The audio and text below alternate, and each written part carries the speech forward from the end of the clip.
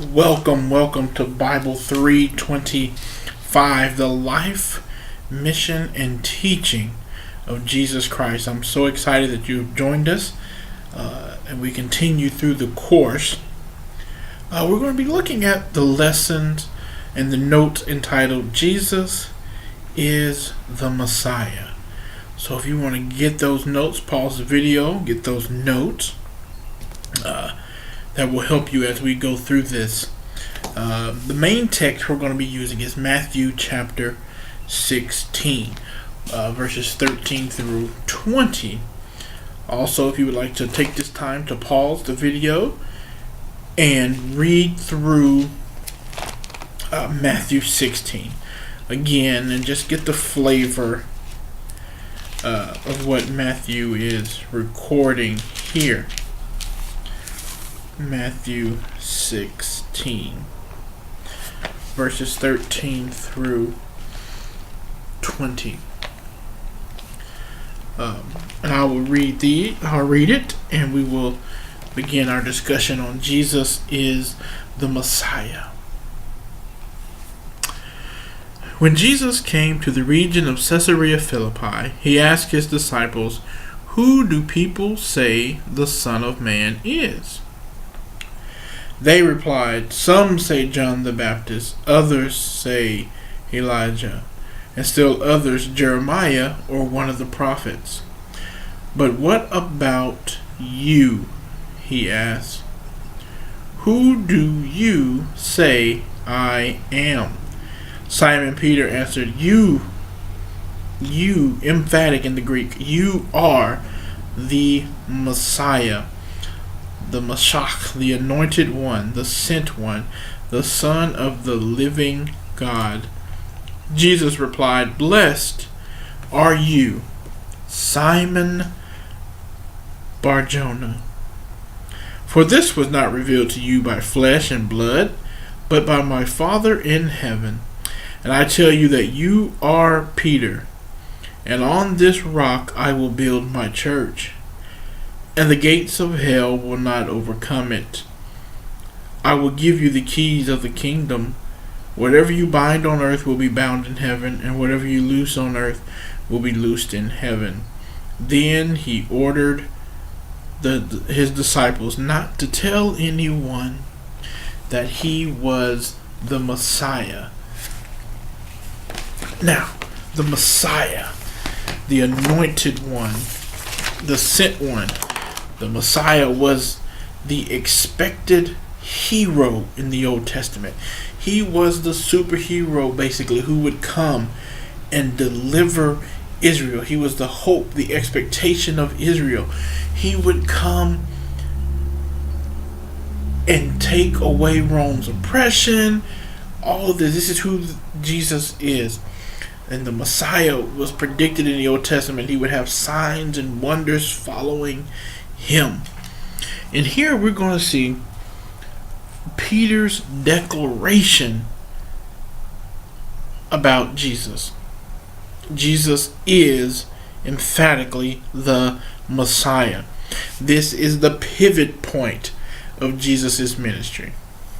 Once again, Jesus is outside of Galilee, and now he's in Caesarea Philippi. Caesarea Philippi was an ancient center of worship of the Greek god Pan. The city, Paneas, had also been renamed in honor of the emperor and of Herod Philip. So where more appropriate than Caesarea Philippi to determine if Jesus' followers understood his true divine identity. His true divine identity. So right in like the worship capital, the center, Jesus is saying, "Who am I? What are the people saying about me? What's the word on the street?" And then they give off these names, this and this, but Jesus says, "Okay, that's fine. But what about you guys? Who do you say that I am?" And Peter said, "You are the Son. You are the Messiah, the Son of God." In short compass and in sharp juxtaposition to each other, Peter expressed the high and the low points of his Christological understanding and their disciples.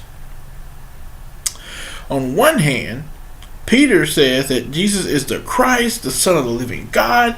He's the Messiah. He's the one we're looking for. He is the prophesied one. And in context, this is an improvement on the belief that Jesus was just merely one of the prophets. So Jesus is wanting to say, and I think, he's asking his disciples, he's asking us, who am I in your life? Who am I? Who is Jesus in your life? And they list John the Baptist, Elijah, Jeremiah. But Jesus says, who am I? And then Peter, who is usually the spokesman for the disciples, just blurts out, Su e ha Christos ha. Huios tu theou tu zontas. You, emphatically, are the Christ, the Son of the living God. Think about this. This is a pivotal moment here. Jesus is getting ready to start shifting towards the cross. And his disciples are now realizing who he is. Isn't it amazing that a lot of us have been with Jesus for years? We've been Christians for years. We've been saved for years.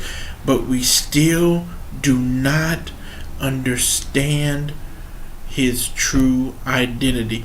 We do not understand who Jesus is, and that is sad. We must make every effort to get to know him, build that intimate relationship with him.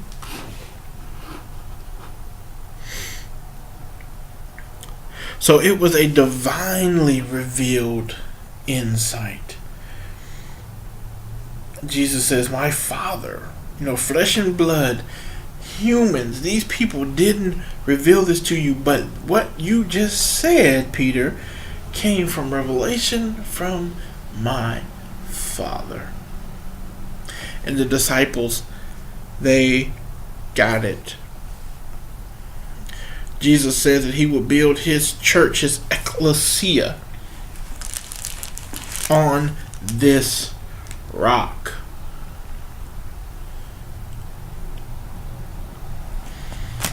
In the original Greek, it makes little sense to take the rock as anything but Peter himself. And so there's a play on words. You are a rock, Petros, and on this rock, Petra. Peter just told Jesus who he is. Now, Jesus is telling Peter who he is. You are a small piece, a small fragment of this giant rock.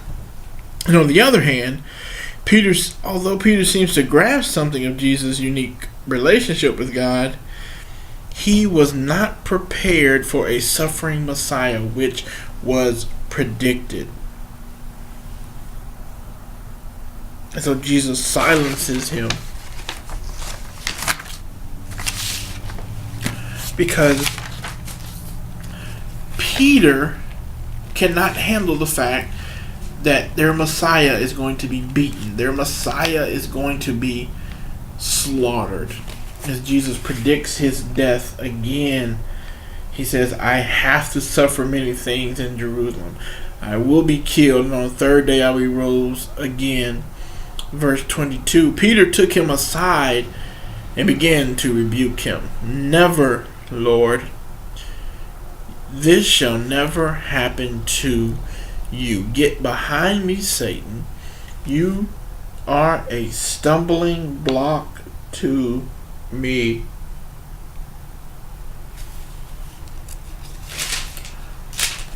So here Jesus is predicting his death, and Peter's like, no, no, no, no.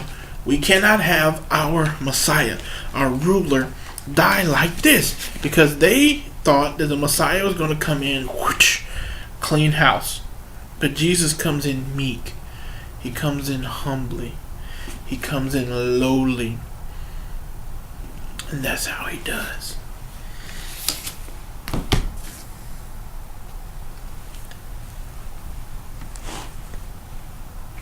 So, when we're looking at this and we're thinking, you think about the different prophecies that Jesus fulfilled, the different signs that he did to show his messiahship.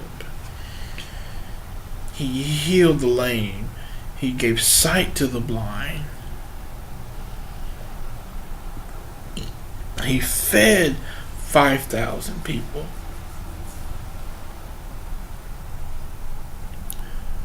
Who is this Jesus? Who is this Messiah? The one whose birth was predicted over 500, 800 years before he was born. We worship the Savior, the Christ, the Anointed One, who will make good on God's promises.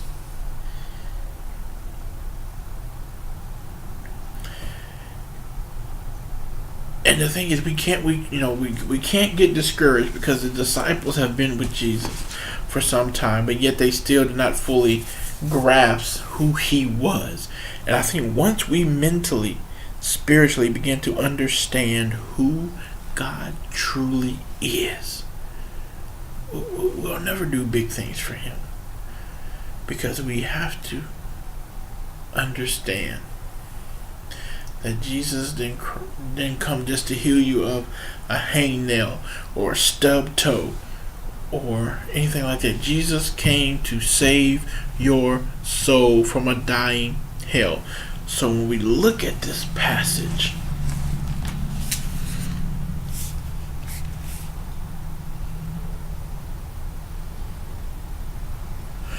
we're seeing that Jesus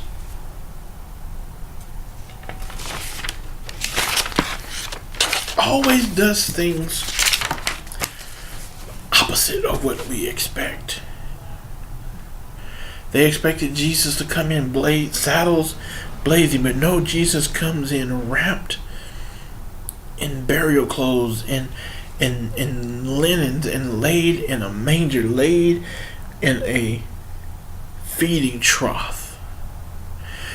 The bread of life placed here so that whoever eats of the bread of life will live in heaven for eternity. Don't miss out on eternity. Don't miss out. Because God is working and he's moving. We understand that Jesus has to silence Peter in order for Jesus himself to go in and start teaching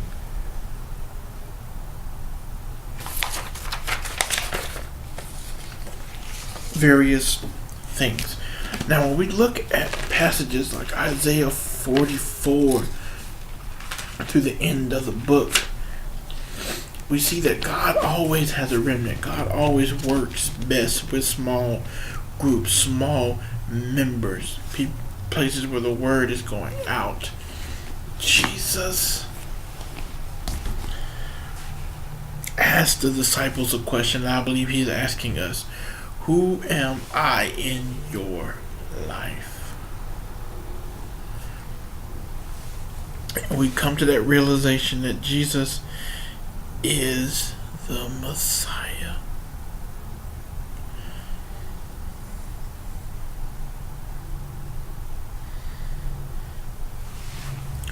So when we look at these passages, we know the transfiguration is coming up in the next chapter when God peels back his humanity and lets his brilliance, divinity shine forth. That is what I want my ministry to be. We should want our ministry to be built on the fact that Jesus Christ is Lord, and that whatever he tells us to do, we're going to do it.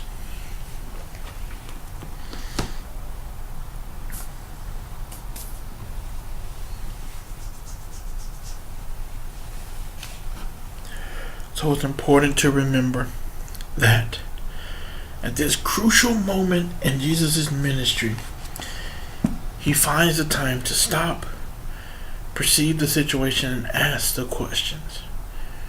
Who do men say that I am?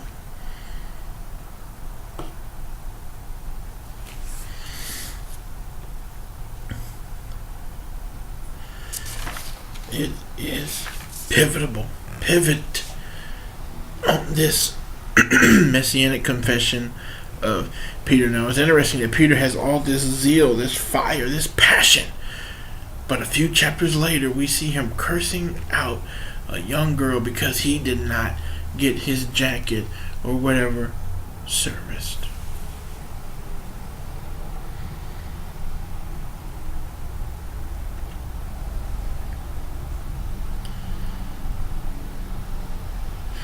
So we have to believe that Jesus is more than just a good man. He's more than just a prophet. He's more than just a good speaker. He really is the Son of God. God bless you in your studies. God bless you in your readings. Read Matthew chapter 16. Be blessed.